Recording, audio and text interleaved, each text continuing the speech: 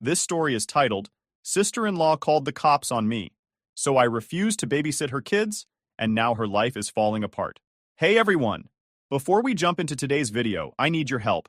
We've noticed the channel is losing some traction, and subscribing is one of the best ways you can support us. It's quick, free, and it helps us keep bringing you awesome content. Your support means the world. Let's keep this channel growing together. Thanks so much. Now let's start the video. For years, my sister-in-law Sarah and I had a babysitting arrangement that worked perfectly. We started it back in March 2020 when the pandemic screwed everyone's lives over. She'd watch my kids 3 days a week, and I'd watch hers 3 days. No money exchanged hands, no drama, no bullshit. It was a win-win. And for 3 solid years, we kept it running smoothly. If something came up, we'd give each other plenty of notice, like mature adults. Then Sarah decided to throw all that out the fucking window over one stupid argument. A couple of weeks ago, we had this petty disagreement. I can't even remember what it was about. It was that insignificant. But apparently, Sarah took it personally. I figured she'd cool off after a day, so I didn't dwell on it. The next morning, I dropped my kids off at her place like I'd done 100 times before. I didn't even go inside. That wasn't unusual for us. If one of us was in a rush or just not feeling social, we'd stay in the car, let the kids go inside, and drive off once the door opened. I didn't think twice about it. I waved at her door when I saw it open, and then I headed to work. My commute is about 40 minutes, so I just zoned out to music, totally unaware that shit was about to hit the fan. When I finally got to work and checked my phone, my stomach dropped. I had 20 missed calls and a ton of texts, all from Sarah. The text started off with her saying she wasn't watching my kids that day because of our argument. Then the tone shifted to her bitching about me ignoring her. The last few messages were her threatening to call the police if I didn't pick up my kids within 45 minutes. I couldn't believe what I was reading.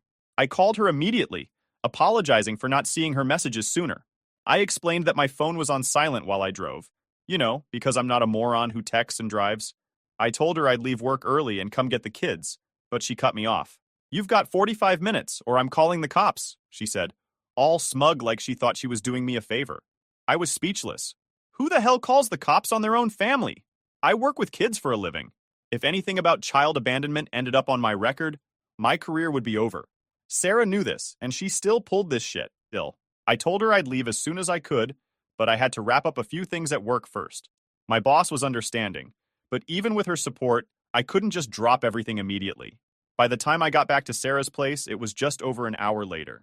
2 squad cars were parked in front of Sarah's place, lights flashing, and my kids were standing on the porch looking scared out of their minds. I wanted to throw up. Sarah was standing there talking to the officers like she was the damn victim in all this, acting all righteous and smug. I got out of my car, took a deep breath, and approached them. My first thought was to yell at Sarah right there in front of everyone, but I knew I couldn't. So I turned to the cops and tried to explain what had happened. "There's been a misunderstanding," I told them. "I didn't abandon my kids. I dropped them off here this morning like I've done 100 times before, but I didn't see her message saying she couldn't watch them until I was already at work." One of the officers looked at me like he'd heard this story a million times before. "You didn't see her messages?" he asked, skeptical. "No," I said, trying to keep my voice calm. "I was driving, and my phone was on silent. I called her back as soon as I saw the messages and told her I was on my way. I got here as fast as I could." Sarah, of course, had to chime in. "I told you I couldn't watch them today," she snapped. "You should have checked your phone before leaving them here. This is on you." I could feel my blood boiling, but I kept it together. "I didn't see the texts, Sarah. That's not an excuse to call the cops on me. You know I work with kids. Do you have any idea what this could have done to me?" She just shrugged, like it was no big deal. The cops looked between us like they didn't want to be involved in our family drama. One of them finally said, "All right, this sounds like a communication issue. There's no crime here, so we're not filing any reports. Just make sure this doesn't happen again." They left, and I grabbed my kids and put them in the car. I didn't even look at Sarah as I walked back to my car, but she just had to get the last word in. "Maybe next time you'll check your phone," she yelled after me. "This was your fault, not mine." I didn't respond. I couldn't. If I'd said anything, it would have been a string of words that would have probably made me look like the crazy one. Instead, I slammed the car door, drove home, and spent the rest of the day trying to calm the fuck down. The next few days were a blur. I couldn't stop replaying everything in my head. The cops. The smug look on Sarah's face. My kids looking terrified on that porch. The fact that I even had to explain myself to the police. It made my blood boil all over again. She knew what she was doing. She knew exactly how much was at stake for me, and she did it anyway. A few days later, Sarah had the audacity to text me. She said, and I quote, "I think I might have overreacted. Can we go back to the old babysitting schedule?" I stared at the message for a good 5 minutes, trying to decide if I was going to respond or just block her outright. In the end, I decided she needed to hear exactly what I thought. "No, Sarah," I replied. "We're not going back to anything. You called the cops on me, on your own family. You knew what that could have done to me, and you didn't give a fuck. So no, I'm not babysitting your kids ever again. Figure it out," she replied almost immediately, trying to twist it back on me. "If you'd checked your phone or spoken to me when you dropped them off, none of this would have happened," she wrote. "I warned you. I would have handled it differently if I were in your position." I couldn't believe the nerve of this woman. "You're out of your fucking mind if you think this is my fault," I shot back. "You crossed a line and I'm done with you." She kept texting, trying to guilt me into forgiving her, but I didn't reply. I blocked her number and figured that'd be the end of it. Spoiler alert, it wasn't. A few days later, my brother Mike called me. Now, Mike's usually a chill guy, but when it comes to Sarah, he's whipped as hell. He started off by saying he just wanted to talk, but it quickly turned into him yelling at me. "Why can't you just let this go?" he said. Sarah apologized. She knows she went too far. "We're family. You're really going to let one mistake ruin everything?" "One mistake?" I snapped. "Mike, she called the fucking cops on me. Do you understand what could have happened if the cops hadn't believed me? My career would have been over. She knew that and didn't give a shit." "She was pissed," he said. Like that made it okay. "You're really going to hold a grudge over this? You're screwing us over, man. Sarah had to quit her job because we can't afford childcare now. Do you even care what this is doing to us?" "Not my problem," I told him. "You guys made your bed. Now lie in it." Mike went off, calling me selfish, saying I was tearing the family apart. I told him to fuck off and hung up on him. Then my mom called, and I knew I was in for another round of guilt tripping. Sure enough, she started with, "You're being unreasonable. Sarah apologized. Why can't you just forgive her?" "Because this isn't about an apology, Mom," I said. "She didn't just screw me over. She put my entire career at risk. And now you're trying to make me feel bad because she's dealing with the consequences of her actions? Number, I'm done." Of course she didn't get it. She said I was being childish and needed to think about how this was affecting the family. I told her I was thinking about the family. My own family. My kids. Myself. Not Sarah and Mike. And with that, I ended the call. Sarah calling the cops on me was bad enough. But the fallout from that decision was about to ripple through the entire family in ways none of us saw coming. I thought things couldn't get any worse after Sarah called the cops on me, and Mike blew up my phone with his guilt-tripping bullshit, but apparently, I underestimated just how selfish and entitled these two could be. The real kicker came when my mom started paying the price, literally and figuratively, for their irresponsibility. After Sarah quit her job, she dumped her kids on my mom, who apparently decided it was her job to fix the mess. At first, I didn't care. My mom had been defending Sarah, saying I was overreacting, so I figured she'd learn her lesson once Sarah pulled her usual crap on her. It didn't take long for the cracks to show. My mom started looking more and more exhausted every time I saw her. She complained about being tired but wouldn't directly say she was overwhelmed. I knew she was trying to hold it together, but it was obvious that babysitting Sarah's kids 3 days a week was draining her. Then one day, I got a call at work. It was my mom, and she sounded like shit. She was out of breath, saying she didn't feel well. My stomach sank immediately. I told her to stay put and rushed over to her place. When I got there, she looked pale and weak, sitting on the couch like she could barely hold herself up. I asked her what was wrong, and she said her chest felt tight and she had a headache that wouldn't go away. I wasn't about to take any chances, so I took her to the doctor. Turns out her blood pressure was sky high, dangerously high. The doctor said she needed to rest and avoid stress. Of course, I knew exactly what was causing her stress: Sarah and her kids. But even after hearing this, my mom refused to blame Sarah outright. "They're my grandkids," she said when I brought it up. "I can't just stop helping." "Mom," I said, trying to keep my voice calm. "Helping is one thing. Letting them walk all over you is another. You're not responsible for their kids. That's Sarah and Mike's job." She sighed but didn't say anything. I could tell she wasn't ready to stand up to them yet, but I sure as hell was. The next time Sarah came by to drop off her kids, I happened to be at my mom's place. I wasn't planning on being there, but I'd swung by to check on her, and Sarah showed up, all smiles, acting like she wasn't dumping her problems on a sick woman. "Hi, Mom," she chirped, ushering her kids inside. "I'll be back around 6. I stepped in before my mom could say anything. "Actually, no, you won't," I said, crossing my arms. Sarah froze and looked at me like I'd just slapped her. What do you mean? She asked, her tone immediately defensive. I mean, you're not leaving your kids here anymore, I said. Mom just got out of the fucking doctor's office because of her blood pressure, and the last thing she needs is to babysit your kids while you sit on your ass all day. Sarah's face turned red. I'm not sitting on my ass, she snapped. I'm handling things at home while Mike works. Do you know how hard it is to manage everything? Yeah, I do, I shot back. And guess what? It's your responsibility, not Mom's. Not mine, yours. Figure it the fuck out. My mom tried to intervene, of course. Ashley, that's enough. We can talk about this later. No, Mom, we can't, I said, turning to her. You've been bending over backward for them. And look where it's gotten you, at the doctor's office. It's time to stop. Sarah, meanwhile, was fuming. You don't get to decide that, she hissed. This is between me and Mom. Like hell it is, I said. You're putting her health at risk because you and Mike can't get your shit together. I'm not letting this continue. She stormed out with her kids, muttering under her breath about how I was ruining everything. I didn't care. If she thought she could guilt me into backing down, she was dead wrong. For a while, I thought maybe that confrontation would be the wake-up call Sarah needed. But nope. The very next week, she dropped her kids off at my mom's house again, as if nothing had happened.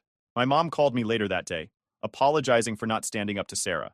I just don't know how to say no to her, she admitted. She always makes me feel guilty. Mom, I said, trying not to lose my temper. You have to stop letting her manipulate you. She's not going to stop until you put your foot down. I know, she said quietly. But what about the kids? They didn't ask for any of this. And they're not your responsibility, I reminded her. You can love them without letting their mom walk all over you. The breaking point came a week later when my mom ended up back in the hospital. Her blood pressure had spiked again, and this time the doctor warned her that she needed to make serious changes or risk a stroke. Seeing her like that, hooked up to monitors, looking so fragile, broke something in me. When Mike showed up to pick up Sarah's kids, I couldn't hold back anymore.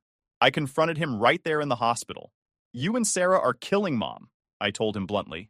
If you leave your kids with her again, I swear to God, I'll call the cops myself. Don't be ridiculous, he said, rolling his eyes. She loves watching them. She wants to help. Bullshit, I snapped. She's too nice to say no, and you're taking advantage of that. You're putting her health at risk because you and Sarah can't figure out how to parent your own damn kids. Mike didn't like that one bit. He started yelling about how I was being dramatic and making things harder for everyone. I told him I didn't give a fuck. If they couldn't handle their shit, that was on them. Not me, and definitely not my mom. Later that night, I sat down with my mom and told her she had to stop babysitting. I love you, Mom, but this has to end, I said. You've done more than enough. It's time to put yourself first. She cried. Of course. She hated feeling like she was letting anyone down, even people who didn't deserve her kindness. But I think the second hospital visit finally drove the point home. She agreed to tell Sarah and Mike that she couldn't babysit anymore, even though I knew it was going to be a battle. Sarah and Mike weren't going to like it, but I didn't care. They needed to start taking responsibility for their own damn lives, whether they liked it or not. You'd think Sarah and Mike would get the hint after my mom's trip to the hospital, but nope. These two just kept doubling down on their entitlement. When my mom finally told them she couldn't babysit anymore, they acted like she'd just betrayed them. Sarah had a meltdown, crying about how hard it was for her to manage everything and saying my mom promised to help. Mike, as usual, took the passive-aggressive route. He called me up, furious, trying to pin the whole thing on me like it was my fault for turning Mom against them. You happy now? He snarled. Mom won't help anymore because you had to get involved. Yeah, I am happy, I snapped back. Because now she won't end up in the hospital again thanks to you and your wife's bullshit. She wants to help, he shouted. You're making it harder for everyone. No, Mike, you're making it harder for everyone, I said. You and Sarah are lazy as hell and think everyone else should pick up the slack. Mom almost had a fucking stroke because of you two, and you're still acting like the victims. Grow up. He hung up on me after that, but I didn't care. I was done trying to reason with him. If he and Sarah wanted to keep digging their own graves, that was their problem. I wasn't going to lose sleep over it. A few days later, I got a call from my mom. She sounded nervous, which immediately put me on edge. Ashley, Sarah dropped the kids off again, she said, her voice shaking. I saw red.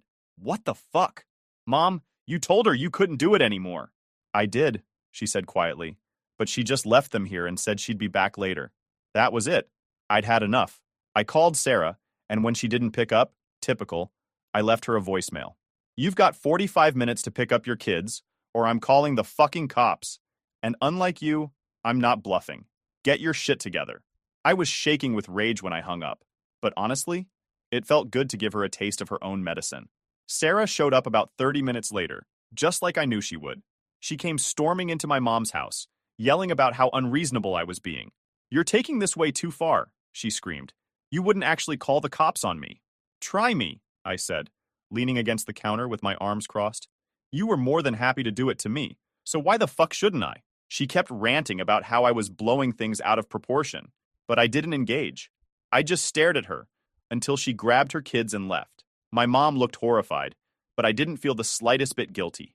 Someone had to stand up to Sarah, and if my mom couldn't do it, I would. Of course, Mike called me later that night to chew me out. What the fuck is wrong with you? He yelled. You're really threatening to call the cops on us now? You're taking this way too far.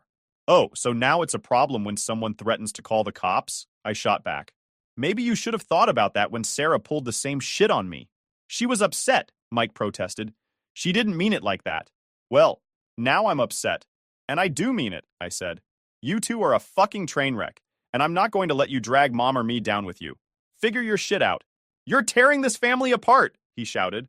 No, Mike, you and Sarah are doing that all on your own, I said, and hung up before he could respond.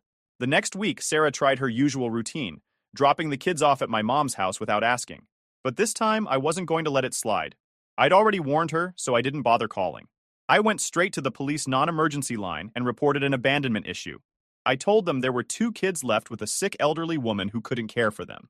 When the officers showed up, Sarah was absolutely livid. She stormed into my mom's house while they were still there, screaming about how I was ruining her life. This is your fault, she yelled at me. You're destroying my family. No, Sarah, you're destroying your own family, I said calmly. You've been dumping your responsibilities on everyone else, and now it's catching up to you. The officers made her take her kids and warned her not to leave them with someone who couldn't care for them. The look on her face was priceless. She wanted to argue, but even she wasn't stupid enough to push it further. After that, Sarah and Mike stopped trying to involve my mom, but the fallout from their mess was just beginning. Sarah was struggling to handle the kids on her own, and Mike was working overtime to make up for her lost income. Their marriage was clearly strained. Mike even started crashing at my mom's house a few nights a week, which only made things more awkward for everyone. My mom was upset, of course. She hated seeing the family fall apart, but I reminded her that this was all Sarah and Mike's doing. They're reaping what they sowed, I told her. This isn't your fault, and it's not your job to fix it. She nodded, but I could tell she still felt torn. That's the thing about my mom. She's too kind for her own good. But even she was starting to see that Sarah and Mike were beyond help. After the police visit, Sarah and Mike finally seemed to get the message. They stopped dumping their kids at my mom's house, but the fallout was already in full swing. Sarah was stuck at home, trying to manage her kids 24/7, and let's just say she wasn't handling it well. Mike was working nonstop to cover their bills, and the cracks in their marriage were getting bigger by the day. I wasn't surprised when my mom told me Mike had started crashing at her place some nights. Apparently, he needed space from Sarah because the constant fighting was driving him nuts. My mom tried to play it off like it wasn't a big deal, but I could tell she was worried. She kept saying things like, I just want everyone to get along, and family shouldn't be this way. I love my mom, but I couldn't help rolling my eyes. Mom, this isn't about getting along. Sarah and Mike made their bed, and now they're lying in it. This is on them, not us. But Ashley, she said, her voice cracking. What if they can't make it work? What if this breaks their family? I sighed. If their family is falling apart, that's because they refuse to take responsibility for their own lives. You can't keep fixing everything for them. Meanwhile, Sarah started spreading her version of the story to anyone who would listen. According to her, I was the villain who refused to help my own family in their time of need. She left out the part where she called the cops on me, of course. Instead, she painted herself as a struggling mom, just trying to do her best while I selfishly turned my back on them. I started getting calls from extended family members, all parroting Sarah's bullshit. Why can't you just help them out? One aunt asked. It's not like you're doing anything wrong, but you're making their lives so much harder. Oh, I'm making their lives harder, I snapped. Did Sarah tell you she called the fucking cops on me? Because that's why we're here. The silence on the other end of the line was always golden. I wasn't about to let her rewrite the narrative and make me out to be the bad guy. The drama hit its peak about a month later when Mike showed up at my mom's house in the middle of the night. He was drunk off his ass and rambling about how he couldn't take it anymore. And yes, before you ask, I'd warned my mom not to let him stay there, but she's too soft-hearted to turn him away. When I found out the next morning, I called him, ready to let him have it. What the fuck is wrong with you, Mike? Showing up at mom's house like that? She doesn't need this shit. You don't understand, he slurred, clearly still hungover. Sarah's driving me crazy. She's always bitching about how hard things are, and I'm the one working my ass off to keep us afloat. Well, maybe if you two had your shit together, you wouldn't be in this mess, I snapped.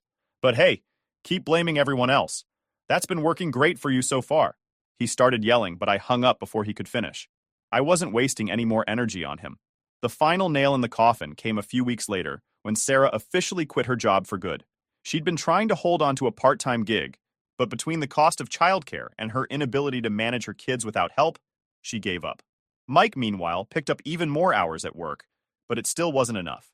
Their bills were piling up, and their savings, if they even had any, were gone. I found out from my mom that they were considering moving back in with Sarah's parents several hours away.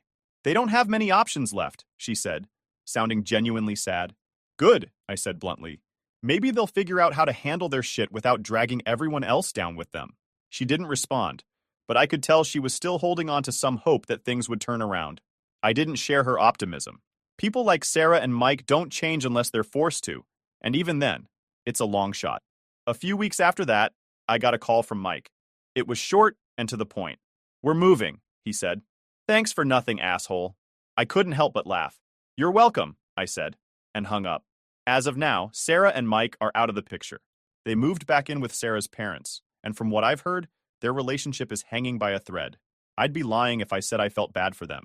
They brought this on themselves, and I'm not about to lose sleep over it. My mom is doing better now that she's not babysitting or dealing with their drama. She still talks about how sad it is that the family fell apart, but I remind her that it's not our job to fix people who don't want to be fixed. As for me, I've made my peace with the situation. I don't think my relationship with Mike and Sarah will ever recover, but honestly, I'm okay with that. Some people need to hit rock bottom before they learn anything, and even then they might not change. At the end of the day, I have my own family to take care of, and that's where my focus is. If Sarah and Mike want to keep playing the victim, they can do it without me. I'm done.